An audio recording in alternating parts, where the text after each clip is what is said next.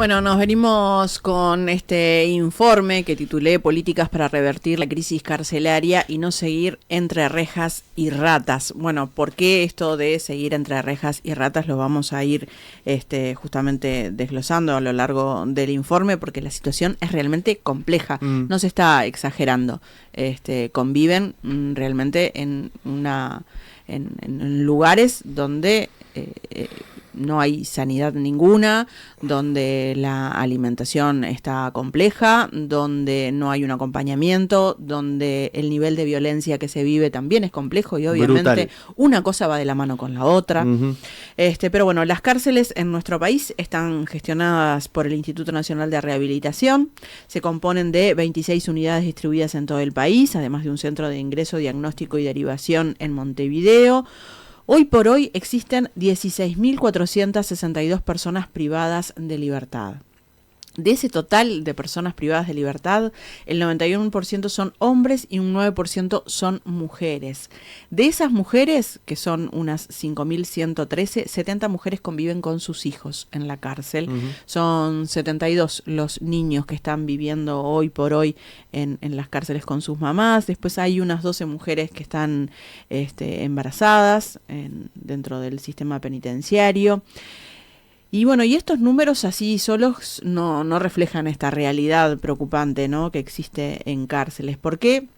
Porque el crecimiento es exponencial. Ale, si podés ponernos el gráfico, estos datos salen de un pedido a la información que se hizo desde el portal web de M24.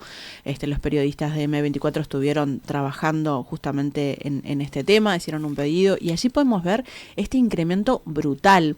Estamos hablando que en 2019, antes de asumir el anterior gobierno, teníamos unas 52 mujeres privadas de libertad. Si lo comparamos con el 2018 es aún más preocupante, ¿no? Con unas 33 mujeres privadas de libertad y en 2025 tenemos unas 76.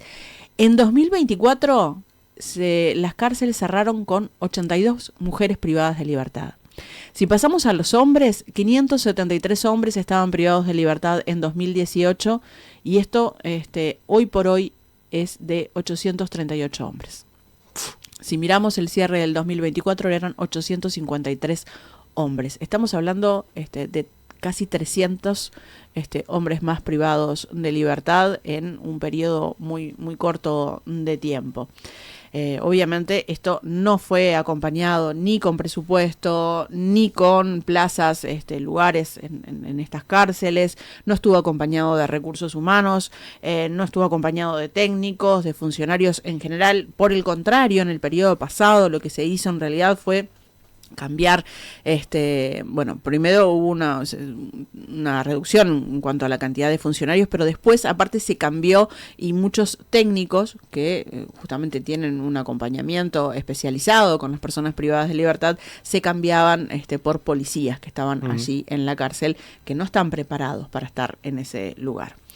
El comisionado parlamentario para las cárceles, Juan Miguel Petit, ex en este momento, presentó el viernes 10 de septiembre su informe anual y un balance, de la gestión, porque ese fue su último día en el cargo, después de 10 años. Como una especie de balance, digamos, de sus 10 años como comisionado parlamentario para las cárceles. Bueno, en esta intervención habló de una crisis estructural del sistema penitenciario, que no es nueva.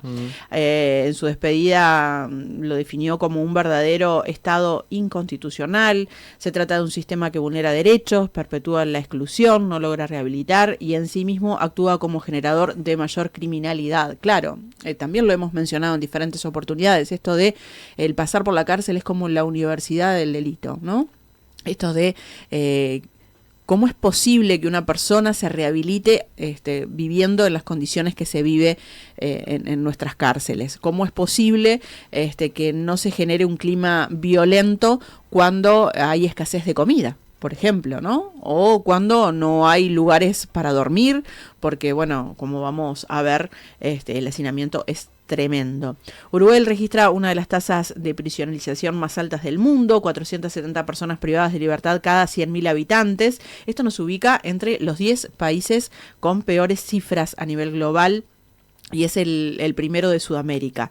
De mantenerse esta tendencia, en 2029 la población carcelaria va a superar las 20.000 personas. Según los especialistas, lo razonable sería que por cada persona en prisión existieran al menos 2 personas cumpliendo medidas alternativas. Esto no se da, obviamente, en nuestro país. La realidad es inversa. Hay alrededor de 16.500 personas privadas de libertad, como decíamos, frente a 8.900 personas que están bajo medidas sustitutivas. En este punto, Uruguay funciona, como dice Petit, en un mundo del revés. Eso lo mencionaba él en esta despedida. Y para conocer de primera mano cuál es la situación actual, con quien me comuniqué es con el vocero del Sindicato de Operadores Penitenciarios, con Gutiérrez, y bueno, le pregunté, ¿no?, cómo es que se vive el día a día en las diferentes cárceles. Escuchemos un fragmento de esta charla.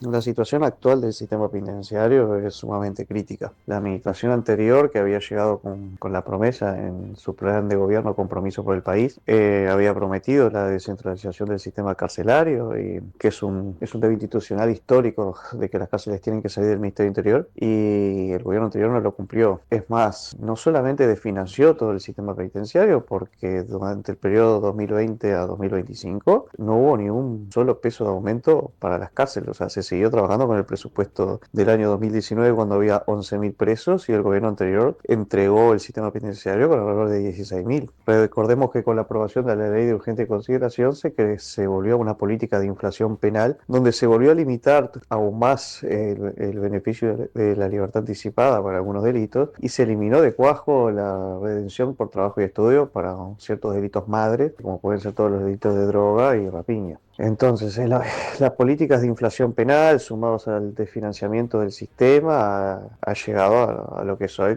que es una verdadera crisis humanitaria. Recordemos que en el gobierno pasado, el comisionado parlamentario tuvo que hacer un habeas corpus correctivo colectivo sobre el CONCAR, porque el Estado ya no le estaba dando de comer a los presos. Esa es la situación del sistema que ahora le toca enfrentar este nuevo gobierno con otra administración distinta. Nosotros, como trabajadores, estamos realmente enfrentando todo este problema con un mondadiente, porque la relación entre PPL, o sea, entre personas privadas de libertad y funcionarios, alrededor de un funcionario cada 100 personas aproximadamente, y en unidades como el CONCAR es un funcionario cada 300. Entonces, el abandono institucional de las cárceles es total por parte del Ministerio del Interior.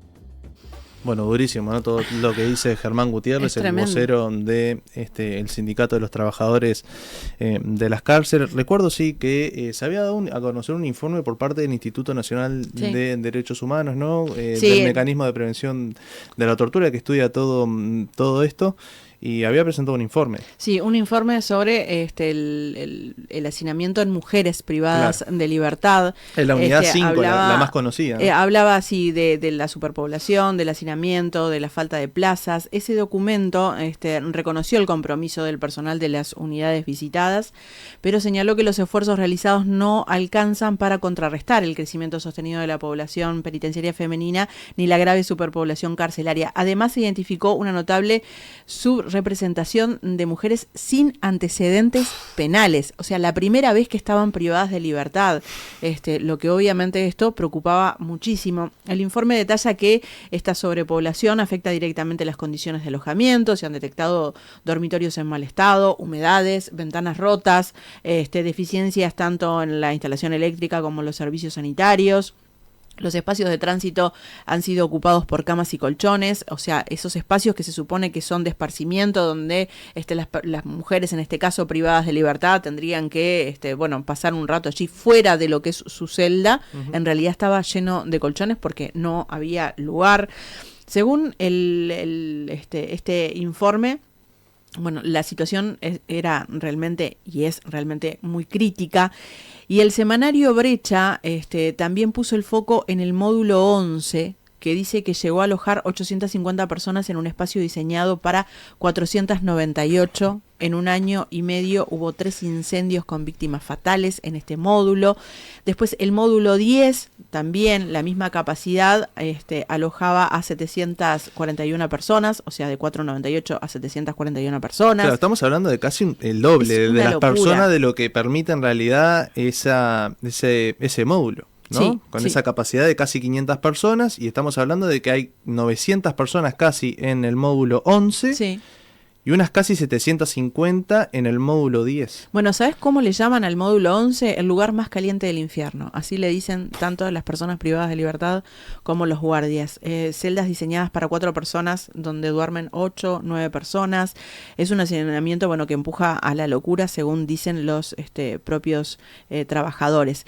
Dicen por acá, se imagina un lugar de trabajo en medio de ratas que se ven por montones de día, que se escuchan corretear por las noches. Creo que eso te da idea de el terror que se vive allí. Bueno, justamente Germán Gutiérrez hablaba que siempre que se critica al Ministerio del Interior, pero bueno, que en realidad fallan otras instituciones del sistema, ¿no? Que es un gran problema que abarca muchas instituciones, que esto se tiene que abordar de manera integral. Una vez más se plantea esto, que no solamente se soluciona con el INR o con el Ministerio del Interior. Él menciona al Poder Judicial y bueno, también habla de los derechos de los trabajadores y tiene una crítica importante hacia el Ministerio de Trabajo. Es otro organismo que falla porque constata diariamente que en las cárceles se violan toda la normativa laboral, habida y por haber. No hay habilitación de incendio, no hay sala de lactancia. Las mujeres son, ni siquiera el Ministerio de Trabajo ha reglamentado el trabajo penitenciario y no ha prohibido, por ejemplo, que mujeres embarazadas tengan que trabajar en cárceles, que hasta el día de hoy se las obliga. Y hemos tenido compañeras que han perdido a sus hijos por ser obligadas a trabajar en cárcel. O sea, imagínense lo que es una cárcel que hay 25 veces más riesgo de contraer tuberculosis, está expuesta a humo de tabaco, enfermedades, ratas, condiciones edilicias insalubres y violencia diaria, y al día de hoy todos los organismos, el Ministerio de Trabajo, el Ministerio de la Mujer, todas las oficinas de género han fallado en su tarea de lo básica, que es generar políticas laborales para proteger la vida de los trabajadores penitenciarios. Entonces, eso es un reflejo de una cultura, podríamos llamar de castas, en el país donde la delincuencia y los trabajadores que estamos a cargo de ella no merecemos gozar los mismos derechos que el resto de la sociedad. Y así se ve reflejado en la actuación de los distintos órganos que ya te mencioné, como puede ser el legislativo, el judicial y los distintos ministerios. Bueno, y antes de pasar a lo que se está haciendo ahora justamente hablando fuera de micrófono, mirábamos nuevamente la gráfica. No sé si llegué a mencionar que la gráfica esta que estamos viendo en realidad es de ingresos, no de cantidad de personas privadas de libertad, claro, porque estamos hablando que en 2025 son más de 16.000 personas, ¿no? 16.462 personas. Esto es la cantidad de personas que ingresaron a las cárceles y año a año, claro, año a año, desde el 2018, con un incremento muy importante en lo que tiene que ver con cárceles de mujeres, por un lado, y por otro lado, tomar en cuenta esto de que en cárceles de mujeres, muchas de ellas es la primera vez que quedan allí privadas de libertad. Y bueno, en el siguiente fragmento de la charla con Germán Gutiérrez, podemos escuchar lo que es la valoración de los trabajadores del presupuesto que justamente se está discutiendo ahora en el Parlamento, pensando en si se van a encontrar o no, o si se va en este camino de encontrar soluciones para este problema que es enorme. Respecto al presupuesto que es de este nuevo gobierno del Frente Amplio del 2025-2030, sí, hay una notable mejora. En el presupuesto quinquenal anterior solamente se presupuestaron 400 policías de cárcel. Este presupuesto contempla 500 operadores y 500 policías. O sea, hablamos de 1.000 funcionarios, que es verdad que ingresan escalonadamente. Y a la vez se crean partidas presupuestarias para hacer programas de trato y tratamiento. Y sí, por ejemplo, hay una muy baja presupuestación de personal técnico, que ya con el gobierno pasado se habían recortado en 50 vacantes, y este gobierno apenas va a presupuestar entre psicólogos civiles y psicólogos policiales, entre todos los técnicos que diga, alrededor de 70, lo cual hablamos de que no cubre para nada la demanda del sistema. Por ejemplo, en el habeas corpus que el sindicato presentó sobre el CONCAR, el propio Ministerio del Interior ha informado que para atender la demanda de técnicos en el CONCAR se precisan 50 psicólogos, solo para el CONCAR. Entonces imaginen la escasez de personal técnico a nivel nacional. Pero sí, comparado con el gobierno anterior es una mejora, pero al ritmo que vamos, si no hay reforma legislativa penal que tienda de alguna manera a hacer que la cárcel sea el último recurso, el sistema no va a aguantar. Pero sí, es una mejora y realmente estamos depositando todas nuestras expectativas de que este gobierno cumpla la promesa de descentralizar la cárcel del Ministerio Interior, cree un Ministerio de Justicia, para tener un órgano dentro del Poder Ejecutivo que elabore políticas públicas de lo que es el acceso a la justicia, las medidas privativas y no privativas de la libertad, y un servicio centralizado que ejecute las políticas, que sería el Instituto Nacional de Rehabilitación, y que pueda planificar su propio presupuesto y hacer un mejor manejo de lo que es los dineros públicos y la inversión que precisa el Estado para atender a la demanda. Claro, la tendencia esta que comentaba Petit, que vos dabas cuenta más temprano, Ale, de que en 2029 se podría llegar a 20.000 personas. Estamos hablando de casi unas 4.000 personas. Bueno, es algo de lo que están también dando a conocer los propios funcionarios penitenciarios. Sí. Sí, en realidad si no se hace algo, si no se cambia lo que tiene que ver con las penas en sí, se va en esa tendencia. Y aparte, sobre todo pensando también en la reincidencia, algo que también, de lo que también vamos a hablar, porque se genera este círculo vicioso que parece ser bastante complejo de salir, porque también hay que pensar, esto lo hemos hablado un montón de veces en las columnas de Jaime Saavedra cuando trataba la situación en cárceles, y él decía, hay que pensar en el día después. Hay que pensar que esta persona en algún momento sale de estar privada de libertad y necesita tener reglas básicas de convivencia. Y si las reglas básicas de convivencia que se vivieron durante los tiempos que estuvo preso, privado de libertad, fueron de violencia absoluta, es lo que la persona está acostumbrada. Entonces es muy complicado. Durante el periodo pasado, no sé si te acordás, Pulpo, se organizaron las familias de los privados de libertad. Justamente quien encabezó eso en un principio fue Jaime Saavedra, y se creó la organización Familias Presentes, que justamente reúne a quienes tienen un ser querido en prisión. Y desde Nada que Perder hemos dialogado en diferentes oportunidades con una de las referentes del colectivo, con Gabriela Rodríguez. Y me volví a comunicar con ella para dialogar sobre la situación actual de los privados de libertad, sobre el presupuesto que se está discutiendo en el Parlamento, sobre cómo ha venido siendo el relacionamiento también con las nuevas autoridades, si se han reunido, si han podido allí plantear las inquietudes. Comencemos por lo primero, situación de cárceles según el foco de las familias.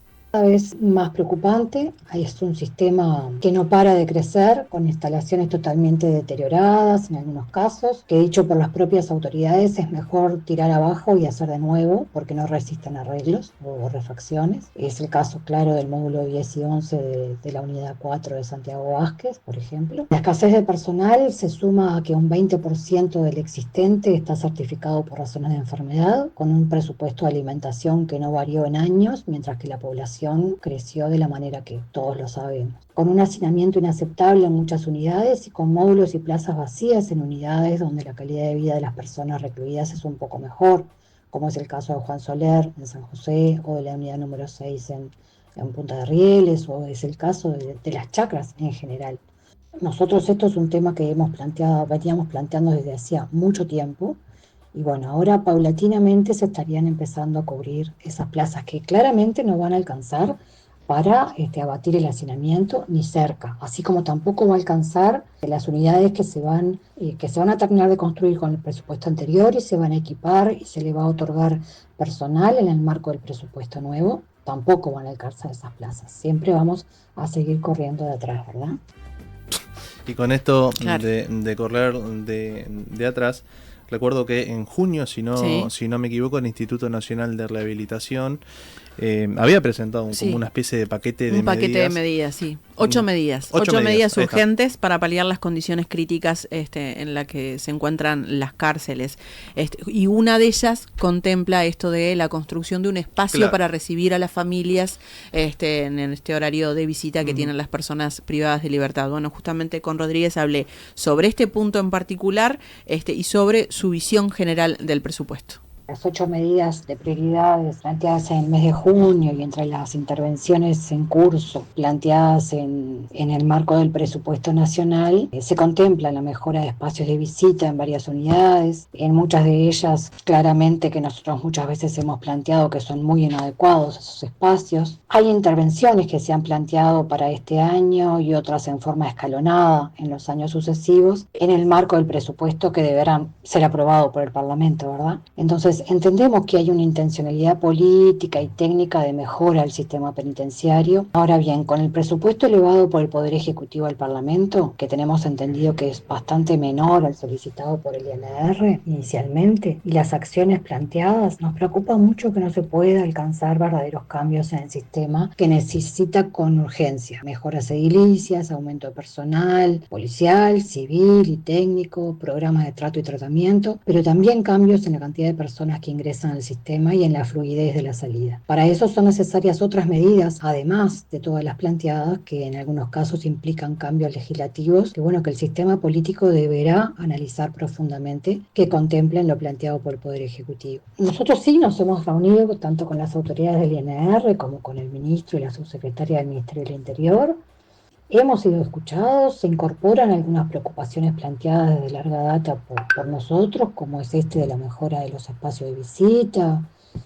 Nosotros entendemos que hay una intencionalidad de mejora de la atención en las familias, pero que deberá construirse con esta escasez de personal técnico que va a entrar. Bueno, en el marco de esta discusión presupuestal, el ministro del Interior, Carlos Negro, remarcó que los recursos destinados en el presupuesto para esta problemática deben administrarse con responsabilidad, dijo, aprovechando hasta el último peso.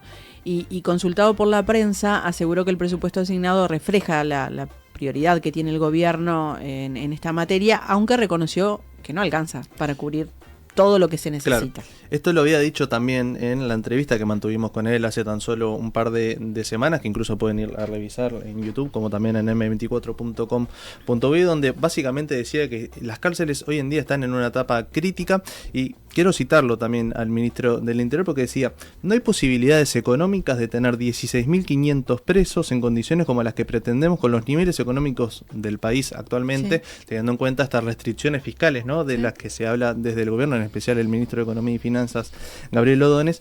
Y lo que dijo también aquí en Nada que Perder es que el proyecto presupuestal cuenta con artículos para sumar unos 1.000 funcionarios, por un lado, tanto operadores penitenciarios como también policías, que son justamente para la custodia de las cárceles. Sí, vamos a desglosar exactamente qué es lo que ingresa, pero estamos frente a esto de que se ha mencionado hasta el cansancio, de la sábana es corta. O sea, claro, el dinero que hay es y se tiene que aprovechar de la mejor manera.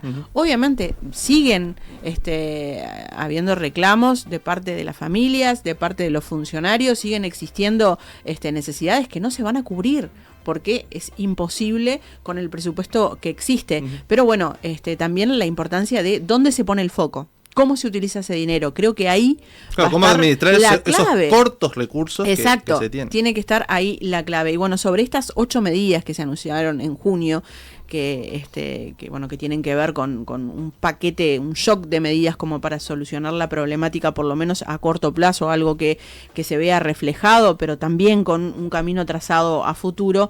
Hablé con la directora del INR, con Ana Juanche, sobre, si estas medidas, estas 8 medidas están contempladas en el presupuesto o si son aparte del presupuesto.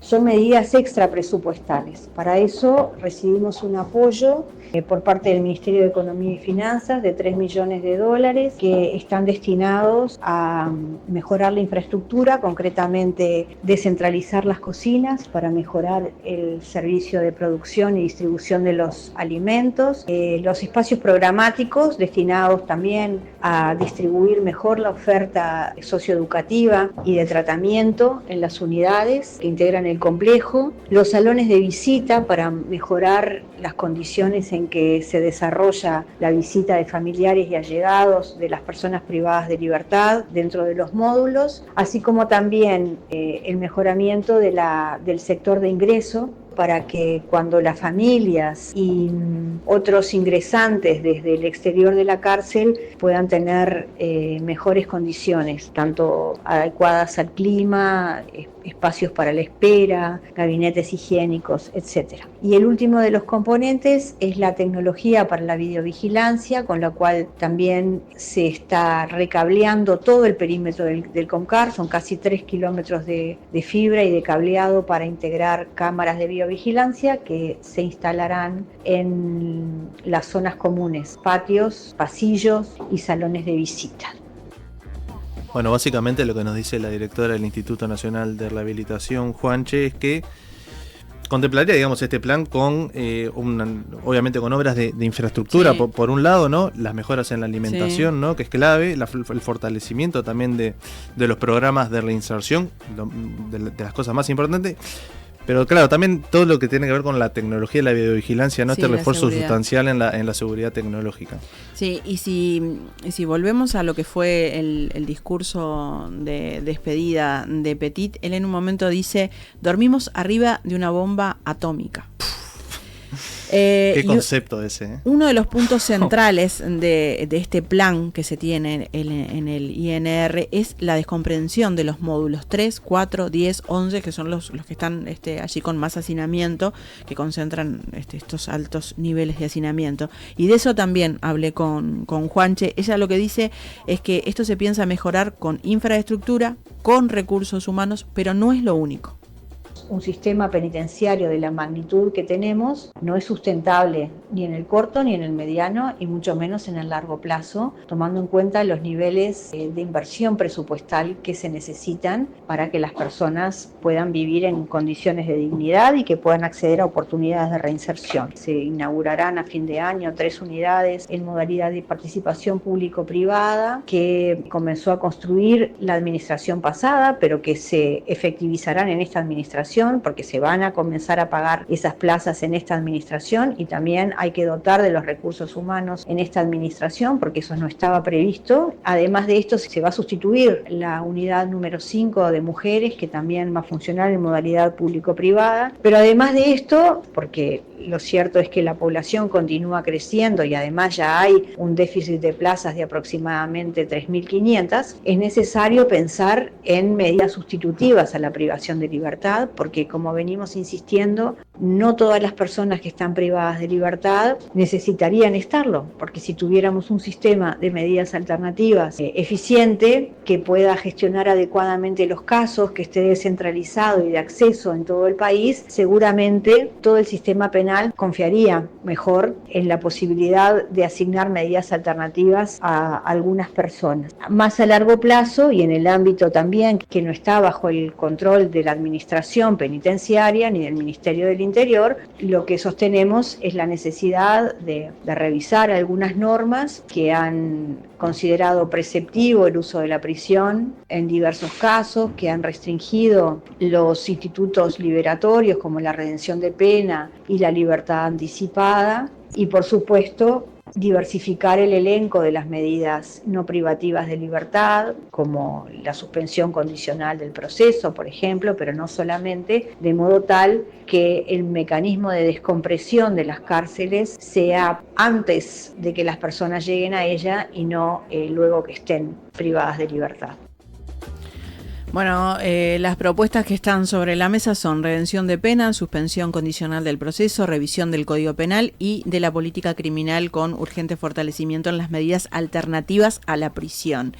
Estas medidas, con la libertad asistida, el arresto domiciliario, el trabajo comunitario o el seguimiento con dispositivos electrónicos, según quienes trabajan o trabajaron con personas privadas de libertad, son claves para justamente reducir lo que tiene que ver con la reincidencia, porque el hacinamiento provoca justamente que estas personas cuando salen sean más violentas y tiendan a reincidir.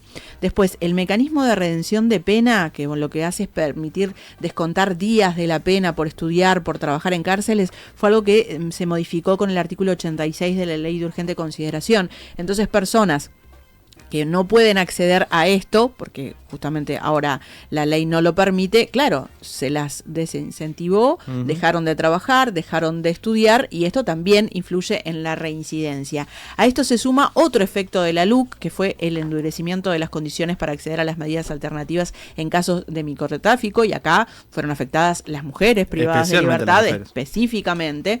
Y bueno, mientras este crecimiento anual en población carcelaria masculina es del 6%, en mujeres trepó al 18% por este tema. Se trata de un castigo que golpea sobre todo a madres y a cuidadoras, dicen quienes trabajan en el sistema, la mayoría de las veces obligadas a delinquir en la base territorial del narcomenudeo. Sabemos cómo es la situación, muchas veces se les obliga a ingresar droga a la cárcel, se les obliga de aquellos hombres que están privados de libertad y les obligan a las mujeres, ejerciendo obviamente violencia. Y pensando en este alto nivel de reincidencia carcelario y lo difícil que es rehabilitarse en estas condiciones que deshumanizan y que generan más violencia, le consulté a Juanche sobre qué es lo que se piensa hacer justamente para obtener resultados comparados con lo que sucedió en la administración anterior, pero también con los gobiernos anteriores frente amplistas. Nosotros, más que de rehabilitación, hablamos de la meta de la reinserción social, y para eso estamos retomando todo el impulso que se había dado en la anterior administración del Frente Amplio a un modelo de gestión integral de la privación de libertad, en el sentido de poder instaurar una metodología de trabajo con bases sólidas, basadas en la evidencia científica y también en las buenas prácticas internacionales, así como en las buenas prácticas nacionales. ¿Qué cosas de las que hemos ido haciendo en materia de trato y tratamiento penitenciario, así como de evaluación criminológica, han tenido buenos resultados? Necesitamos replicar, necesitamos multiplicar para extender la oferta. En ese sentido, tenemos lineamientos institucionales por parte del propio Instituto Nacional de Rehabilitación, que ha desarrollado la posibilidad de instaurar nuevos programas de trato y tratamiento. Para eso estamos haciendo acuerdos con diversas instituciones estatales y de la sociedad civil para poder llevar mayores oportunidades tanto en el plano programático de educación, trabajo, recreación, deporte, pero también en el plano del tratamiento. Y en ese sentido, la ley de presupuestos, si así se aprobara, brinda la posibilidad de diversificar el rubro funcionamiento para poder desarrollar convenios, por ejemplo, con la sociedad civil para ofrecer programas de tratamiento dentro de la privación de libertad. Esto orientado al uso problemático de drogas, al control de la violencia, tanto de la violencia general como la violencia interpersonal, y más específico en el ámbito de la violencia sexual y en el ámbito de la violencia de pareja, desarrollo de programas orientados al pensamiento prosocial, es decir, un conjunto de iniciativas que tienen que ver con el énfasis medular en comenzar a trabajar sobre los riesgos criminógenos asociados a la conducta delictiva, porque en esto es lo que señala la evidencia que se juega el partido para a mediano y largo plazo comenzar a reducir los índices de reincidencia. Bueno, y Juanche destaca también que el gobierno asumió 3 compromisos que tienen impactos directos en las personas que cumplen una pena o que cumplieron una pena.